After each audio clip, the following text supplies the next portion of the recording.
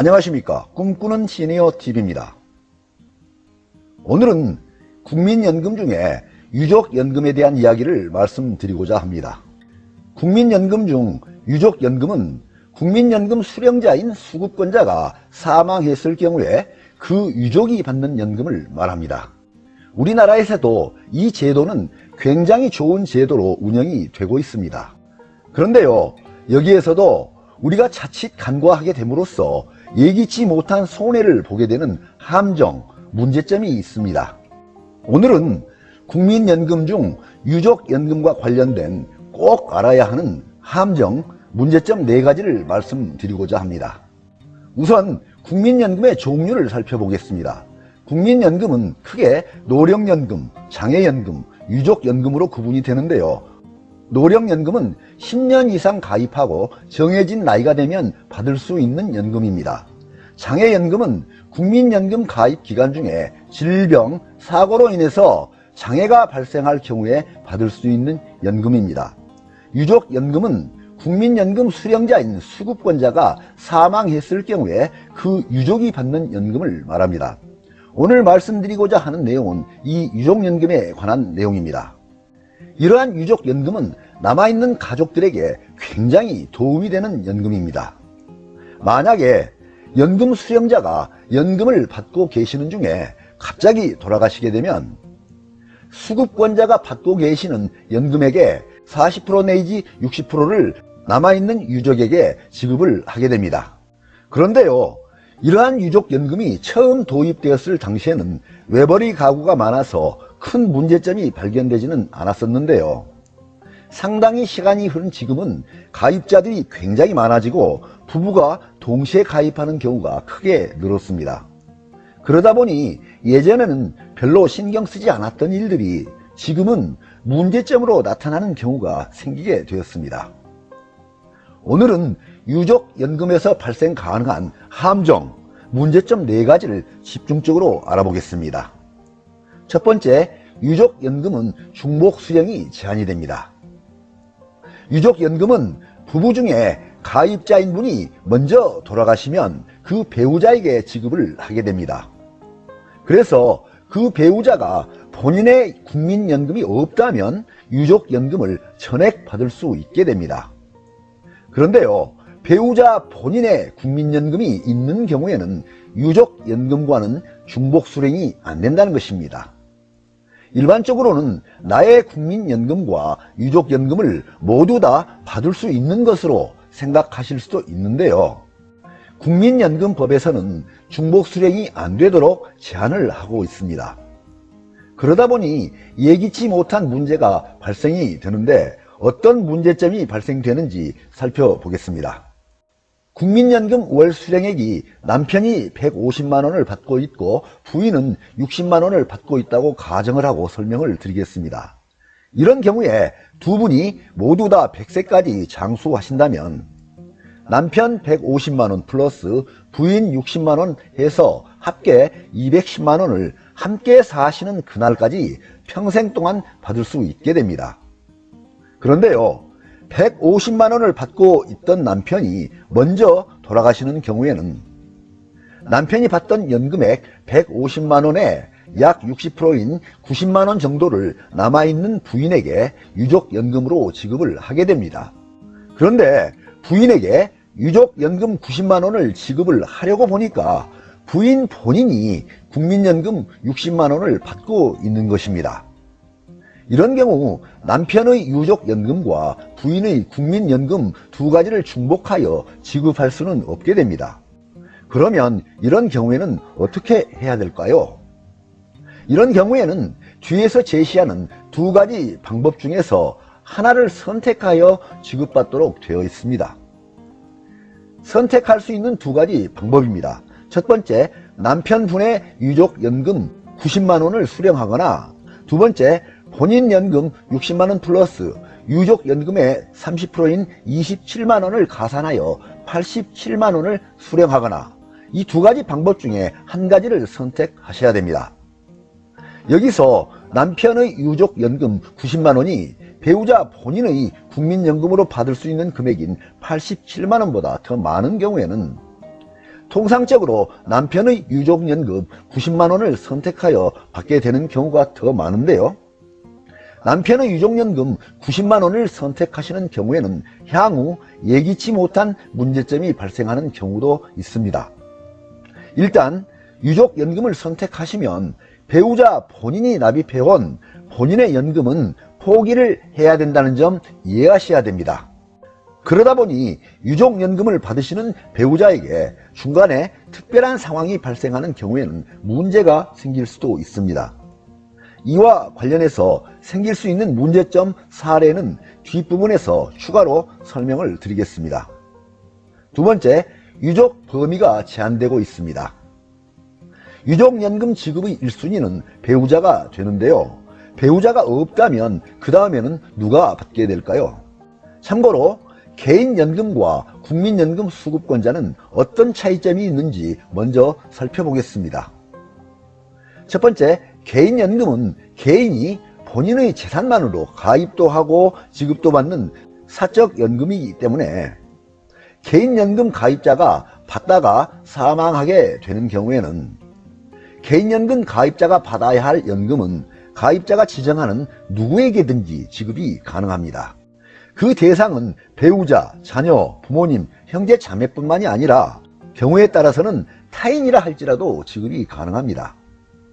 그런데요, 개인연금과는 다르게 국민연금은 유족의 범위가 법에 정해져 있습니다.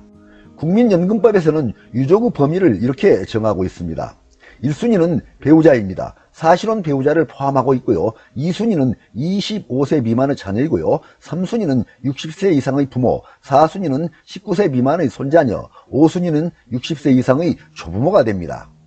이와 같이 유족의 범위가 국민연금법에서 명확하게 정해져 있기 때문에 1순위인 배우자가 없어서 유족연금을 받을 사람이 없다면 남은 유족 중에서 최우선 순위에 따라서 지급을 하게 됩니다. 그런데요, 만약에 유족이 없다면 어떻게 될까요? 유족이 없으니까 전혀 지급이 안 되는 것일까요? 유족이 없어도 전혀 지급이 안 되는 것은 아닙니다. 이런 경우에는 장례비 정도의 사망일시금을 지급합니다. 유족연금을 지급받을 수 있는 대상이 없어서 유족연금 지급이 안 되는 경우에는 형제, 자매, 친척 등에게 장제비 성격의 사망일시금을 지급합니다. 사망일시금은 기준소득 월액 평균액의 4배 이내에서 지급을 하게 되는데요. 2022년 기준소득 월액 평균액은 약 268만원입니다. 그래서 사망일시금은 기준소득 월액 평균액인 약 268만원 곱하기 4배 하면 약 1000만원이 되는 것입니다. 세 번째, 재혼하면 유족연금은 소멸합니다. 위에서 보시는 바와 같이 남은 배우자가 남편의 유족연금 90만원을 선택하여 살고 계시다가 다른 분과 재혼하게 되신다면 돌아가신 전 남편의 유족연금은 소멸하게 됩니다. 그런데 여기서는 소멸이라는 단어를 잘 보셔야 합니다. 중단, 정지는 상황이 변하면 다시 부활이 되지만 소멸은 상황이 변하더라도 다시는 부활이 안 됩니다. 국민연금법에서 정하는 유족연금 수급권의 소멸사유입니다. 수급권자가 사망한 때, 두 번째 배우자인 수급권자가 재혼한 때, 세 번째 자녀나 손자녀인 수급권자가 파양된 때, 네 번째 자녀인 수급권자가 25세가 된 때, 손자녀인 수급권자가 19세가 된 때를 유족연금 수급권의 소멸사유로 규정을 하고 있습니다. 다시 말하자면 재혼을 했던 분이 또 이혼을 하여서 혼자 되더라도 유족연금은 다시 부활이 안 된다는 뜻입니다. 본인의 연금이 아닌 배우자의 유족연금을 선택한 경우에는 중단 정지가 아니고 아예 소멸이 된다는 뜻입니다.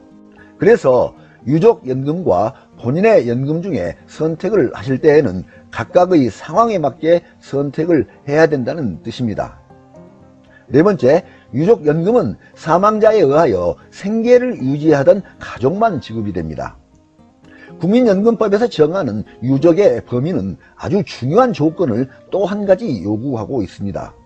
유족의 범위를 보면 국민연금법상 유족이란 사망자에 의하여 생계를 유지하고 있던 가족으로서 아래 요건을 충족하는 배우자, 사실혼 배우자를 포함하고 있습니다. 자녀, 부모, 손자녀, 조부모 순위 중 최우선 순위자에게 유족연금을 지급합니다. 이렇게 되어 있는데요. 여기에서 사망자에 의하여 생계를 유지하고 있던 가족을 전제 조건으로 규정하고 있는 것입니다. 이와 같이 사망자에 의하여 생계를 유지하고 있어야 하고 사망자에 의하여 생계를 유지하지 않는다면 유족연금을 받을 수 없다는 뜻입니다. 이런 생계 유지 조건은 너무나 중요한 내용이기 때문에 지금부터 몇 가지 사례를 들어서 설명드리겠습니다. 사례 첫 번째입니다. 부부 관계는 유지되고 있는데 주민등록이 분리되어 있는 경우에는 어떤가요? 이와 같이 부부 관계가 유지되더라도 주민등록이 분리되어 있는 경우에는 일단 함께 생계 유지를 하는 것으로 보지 않기 때문에 원칙적으로는 유족연금이 지급되지 않습니다. 그러나 이런 경우에는 실제 생계 유지를 유족연금 받으실 분이 증명을 하시면 유족연금은 지급이 됩니다. 여기서 실제로 생계 유지를 함께 했다는 증명 방법은 여러 가지 방법이 있는데요. 서로 간의 통화 내역, 금전 거래 내역, 간병 내역, 신용카드 사용 내역 등으로 입증이 되면 실제 생계 유지를 함께 한 것으로 간주해서 유족연금을 지급하게 됩니다. 사례 두 번째입니다. 부부가 주민등록은 분리하지 않았지만 사실상 별거를 하는 경우에는 어떤가요? 이런 경우에는 유족연금 지급기관에서 별거를 했는지 안 했는지를 확인할 수가 없기 때문에 일단은 유족연금을 지급받을 수가 있습니다. 그런데요, 추후에 사망하신 분에 의하여 실제로 생계 유지를 하지 않았다는 사실이 발견이 되면 유족연금을 받은 것이 허위 사실이 되기 때문에 받았던 유족연금은 전액 환수당할 수도 있습니다. 사례 세 번째입니다. 법적으로 이혼은 했지만 사실혼 관계를 그대로 유지하고 있다면 어떨까요?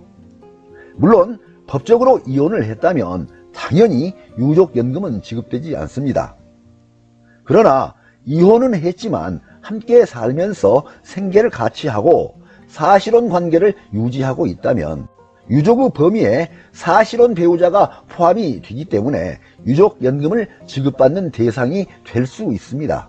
그런데요, 이런 경우에는 생계를 같이 하고 있고 사실혼 관계를 유지하고 있음을 증명하기 위해서는 단순한 사실 증명만으로는 인정이 안 되고요. 반드시 법원의 판단이 필요하게 됩니다. 법원에서 사실혼 관계가 유지되고 있다는 판단을 받아야만 유족연금을 받을 수 있습니다. 사례 네 번째입니다.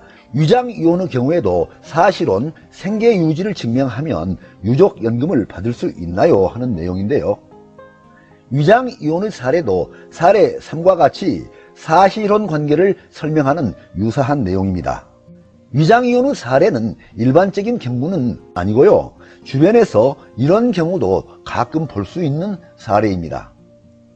사업 실패로 인한 부채 때문에 과도한 세금을 줄이기 위해서 기타 개인적인 사정으로 부득이하게 위장이혼을 하시는 분들도 계시는데요. 이런 경우에도 유족연금 지급이 가능한지 궁금합니다. 위장이혼도 법적으로는 혼인관계가 성립되지 않기 때문에 일단은 유족연금 대상에서 제외됩니다. 그런데요, 위장이혼을 어쩔 수 없이 하기는 했지만 같이 살고 있고 함께 생계를 유지했다는 사실을 증명하면 이런 경우에도 사실혼 관계가 증명되기 때문에 유족연금을 받을 수는 있습니다. 그런데요, 그렇게 법원의 판단에 의해서 사실혼 관계가 증명이 되면 더 큰 문제점이 생길 수도 있습니다. 사업 실패로 인한 부채를 다시 상환해야 될 수도 있고요. 내지 않았던 세금이 다시 청구될 수도 있다는 것입니다. 그래서 이런 경우에는 단순하게 판단하시면 안 되고요. 여러 가지 부수적인 내용들을 함께 검토해야 됩니다. 사례 다섯 번째입니다. 25세 미만의 자녀가 부모와 떨어져 살고 서로 생계를 유지하지 않는 경우는 어떨까요? 최우선 순위자인 배우자가 없는 경우에는 25세 미만의 자녀가 다음 순위가 되는데요. 자녀는 서로 생계를 유지하지 않더라도 자녀라는 이유로 만 25세 미만이면 유족연금을 받을 수 있습니다. 그러나 부모는 자녀와 다르게 연금 수령자와 서로 생계를 유지한다는 사실을 증명해야 됩니다. 분리해서 이해하시기 바랍니다. 네, 지금까지 유족연금 못 받는 경우 4가지를 말씀드렸습니다. 첫 번째, 유족연금은 중복 수령이 제한된다. 두 번째, 유족의 범위는 제한이 있다. 세 번째, 재혼하면 유족연금은 소멸한다. 네 번째, 유족연금은 사망자에 의하여 생계를 유지하는 가족만 지급한다. 이러한 중요한 내용 4가지를 잘 살펴보시기 바랍니다. 오늘 말씀드린 내용은 지금 당장은 알 필요가 없을지라도 언젠가는 꼭 필요한 상황이 발생할 수도 있습니다. 오늘의 유족연금에 대한 정보는 잘 알아두셨다가 다음에 필요한 상황이 되면 잘 활용하시기를 바랍니다. 네, 오늘 동영상 주제는 국민연금 중 유족연금을 못 받는 경우 4가지에 관한 내용이었습니다. 많은 도움이 되시길 바랍니다. 끝까지 경청해 주셔서 감사합니다.